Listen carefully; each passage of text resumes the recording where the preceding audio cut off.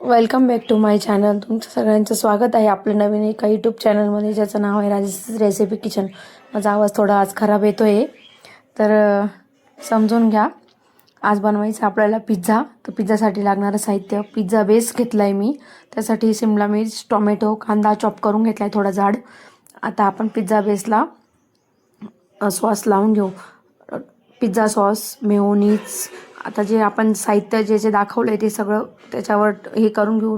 मिरची, टोमॅटो, शिमला मिर्च आणि आपण त्याच्यावर आता ऑरेगेनो, चिली फ्लेक्स, आपलं जे पनीरचे क्यूब्स आहे पनीरचे क्यूब्स टाकले.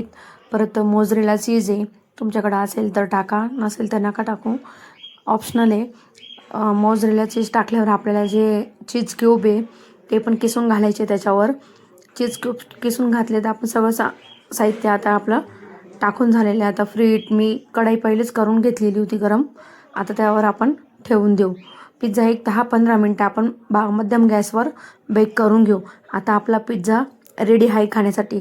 बघा किती छान झालेला आहे आपला पिझ्झा. जर आपला व्हिडिओ आवडला असेल तर नक्कीच व्हिडिओला लाईक, शेअर, सबस्क्राईब करा आणि कमेंट पण करा कसं झालं आहे.